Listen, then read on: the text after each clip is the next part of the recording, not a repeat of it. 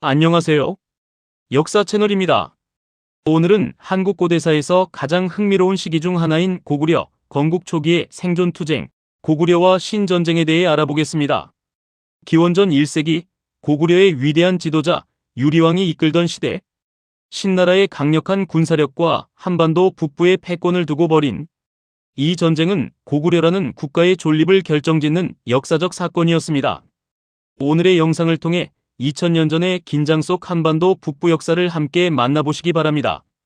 기원전 37년 부여의 왕자 주몽이 압록강을 건너 졸본 지역에 나라를 세웠습니다. 이것이 바로 고구려의 시작입니다. 하지만 고구려의 초기는 결코 안정적이지 않았습니다. 주변에는 강력한 적들이 즐비했거든요. 당시 한반도 북부의 패권을 장악하고 있던 세력은 바로 중국 한나라의 송령인 현도군이었습니다. 현도군은 기원전 108년 한무제가 고조선을 멸망시킨 후 설치한 관할 지역으로 한반도 북부 전역에 대한 강력한 통제권을 행사하고 있었습니다. 또한 신라의 시조 박혁거세가 건국한 신라도 한반도 남부에서 점차 세력을 확대하고 있던 상황이었습니다. 이러한 혼란스러운 시대 속에서 고구려는 건국 초기의 불안정함을 벗어나기 위해 끊임없이 노력해야 했습니다. 주몽 이후 고구려를 이끈 유리명왕은 고구려의 두 번째 왕으로 재위 기간 동안 고구려를 안정시키고 확장시키기 위해 여러 차례 군사작전을 감행했습니다. 그 과정에서 벌어진 것이 바로 신나라와의 전쟁이었던 것입니다. 이 시기를 이해하기 위해서는 신이라는 세력이 정확히 무엇인지 알아야 합니다. 신은 신라의 옛 이름으로 한반도 남부에 위치한 국가였습니다.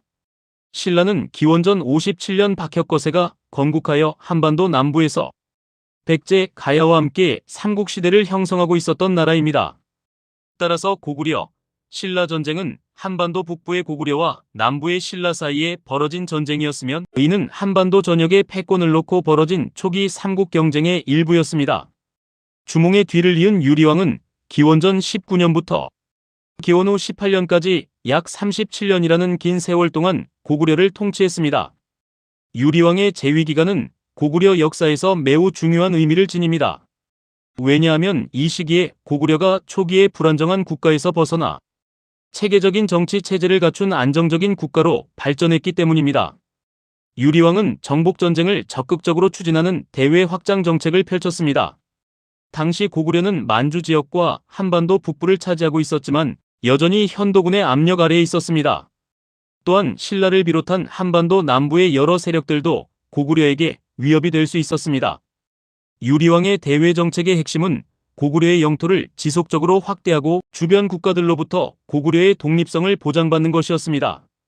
이를 위해 유리왕은 한나라의 송령인 현도군에 대한 도전적인 태도를 취하면서도 동시에 신라를 비롯한 한반도 남부의 세력들을 견제하기 위한 군사작전을 전개했습니다. 유리왕 시대의 또 다른 중요한 정책은 부족연합체제의 확립입니다.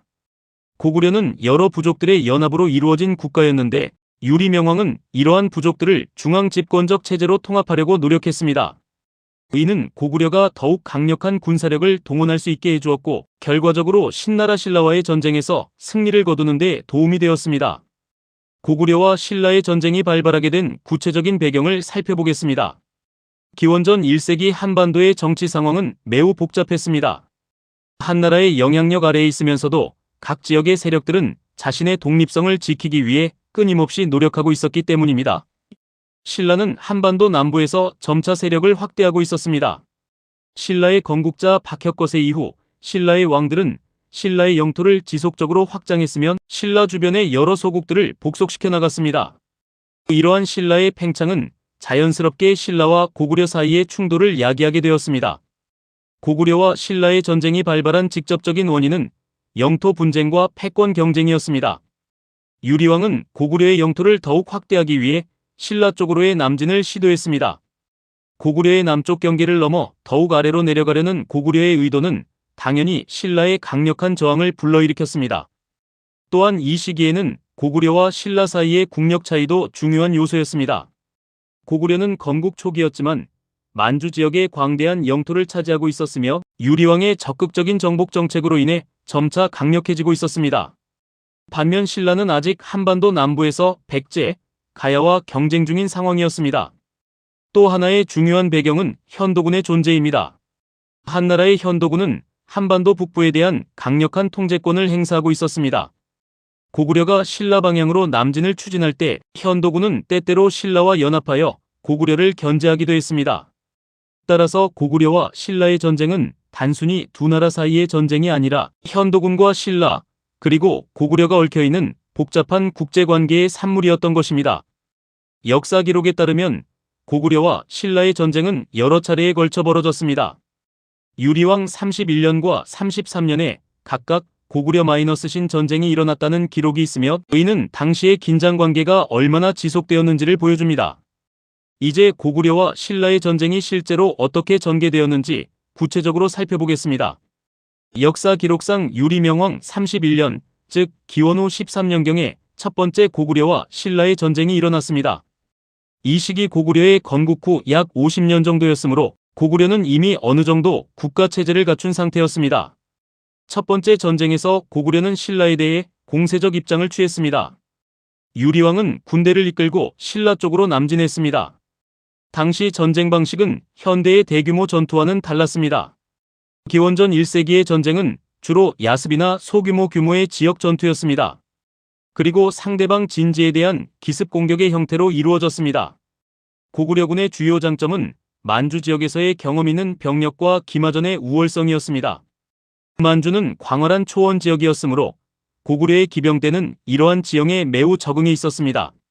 한편 신라군은 한반도 남부의 산악 지형에 더 적응되어 있었습니다. 전쟁 초기에 고구려가 주도권을 잡은 것으로 보입니다. 고구려의 강력한 군사력과 유리명왕의 전략적 능력은 신라에게 상당한 압력을 가했습니다. 그러나 신라도 결코 약한 상대가 아니었습니다. 신라는 자신의 영토를 지키기 위해 필사적으로 저항했습니다. 약 2년 후 유리왕 33년에 또 다른 고구려와 신라의 전쟁이 일어났습니다. 이 시기의 전쟁은 이전 전쟁에서의 경험을 바탕으로 양쪽 모두 더욱 격렬하게 벌어졌을 것으로 추정됩니다.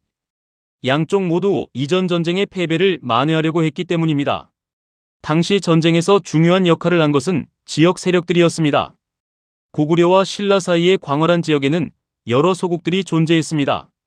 이러한 소국들은 때때로 고구려에 항복하기도 했고 때때로 신라와 연합하기도 했습니다. 따라서 고구려와 신라의 전쟁은 단순한 두 나라의 직접 충돌이 아니라 주변 소국들의 복속을 놓고 벌어진 지역 패권 전쟁의 성격도 가지고 있었습니다. 당시 고구려는 현도군과도 대항하고 있었습니다. 현도군은 한나라의 직할 영토였으므로 고구려가 신라 방향으로 남진할 때 현도군도 때때로 이를 견제했습니다. 따라서 고구려는 한나라의 현도군과 신라, 그리고 그 사이의 여러 소국들을 상대로 하는 다면전을 펼쳐야 했던 것입니다. 이러한 상황 속에서 유리명왕의 전략적 역할은 매우 중요했습니다. 유리왕은 한나라와의 직접적인 충돌은 피하면서도 신라에 대한 압력을 지속했습니다. 또한 유리명왕은 주변의 소국들을 때로는 복속시키고 때로는 연합하여 신라에 대한 압력을 높였습니다. 이 전쟁은 겉으로 보면 신라와 고구려 사이의 지역 분쟁처럼 보일 수 있지만 실제로는 한반도 전체의 패권을 결정짓는 매우 중요한 사건이었습니다. 첫 번째 의의는 고구려가 한반도 북부에서 자신의 위치를 확보했다는 것입니다. 이 전쟁을 통해 고구려는 한나라의 현도군에 대항할 수 있는 강력한 국가임을 입증했습니다. 더 이상 새로 건국된 약한 국가가 아니라 한반도 북부의 강력한 주체로 등장했다는 것을 보여준 것입니다. 두 번째 의의는 고구려의 영토 확장입니다. 이 전쟁들을 통해 고구려는 자신의 영토를 더욱 확대할 수 있었습니다. 비록 신라가 강력한 저항을 펼쳤지만 고구려는 신라와의 경쟁에서 점차 우위를 차지하게 되었습니다. 이는 훗날 고구려가 광개토왕 시대에 한반도 남부까지 지배하는 기초가 되었습니다. 세 번째 의의는 한나라의 영향력 약화입니다. 이 전쟁을 통해 고구려는 한나라의 현도군에 대한 독립적 입장을 강화할 수 있었습니다. 고구려가 신라 방향으로의 남진을 지속할 수 있었다는 것은 현도군이 더 이상 한반도 북부의 절대적 권력이 아니라는 것을 의미합니다.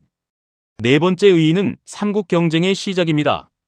이 전쟁은 고구려, 신라, 백제가 한반도의 패권을 놓고 벌이게 될 장기간의 삼국 경쟁의 서막이었습니다. 기원전 1세기의 이 전쟁은 이후 약 800년간 벌어질 삼국시대의 역사를 예고하는 사건이었던 것입니다. 또한 이 전쟁은 고구려 군사체제의 발전을 가져왔습니다. 신라와의 전쟁을 통해 고구려는 자신의 군사력을 점차 발전시킬 수 있었으며 이는 훗날 고구려 군대의 강력함의 기초가 되었습니다. 더불어 이 시기의 전쟁은 고구려의 정치체제 발전에도 기여했습니다. 유리왕은 지속적인 전쟁을 통해 여러 부족들을 더욱 강력하게 통합할 수 있었으며 중앙 집권적 국가 체제를 더욱 강화할 수 있었습니다. 오늘 우리가 살펴본 고구려, 신라 전쟁은 단순한 지역 분쟁이 아니었습니다. 이것은 기원전 1세기 한반도의 역사를 새로 쓴 중요한 전쟁이었습니다. 고구려는 이 전쟁을 통해 한반도 북부의 강력한 주체국가로서의 위치를 확고히 했습니다. 유리왕은 약 37년의 긴 재위기간 동안 고구려를 초기의 불안정한 소국에서 벗어나 안정적이고 강력한 국가로 발전시켰습니다. 신라 역시 이 전쟁을 통해 소중한 교훈을 얻었습니다. 신라는 고구려의 강력함을 직접 경험함으로써 자신도 더욱 강력해져야 한다는 것을 깨달았을 것입니다. 이러한 경험은 훗날 신라가 한반도를 통일하기까지의 과정에 큰 자산이 되었습니다. 이 전쟁의 가장 큰 의의는 한반도 역사의 새로운 장을 열었다는 것입니다. 이후 한반도는 삼국이 패권을 놓고 벌이는 약 800년의 삼국시대로 접어들게 됩니다. 그리고 그 중심에는 항상 고구려가 있었습니다. 2000년이 지난 지금 우리는 이 전쟁을 통해 우리의 역사가 얼마나 복잡했고 얼마나 많은 노력과 투쟁으로 이루어졌는지를 이해할 수 있습니다. 고구려의 유리왕과 그의 전사들이 펼쳤던 이 투쟁이 없었다면 오늘날의 한반도 역사도 존재하지 않았을 것입니다. 이것으로 고구려, 신라 전쟁에 대한 설명을 마치겠습니다. 도움이 되셨다면 구독과 좋아요 부탁드립니다. 시청해주셔서 감사합니다.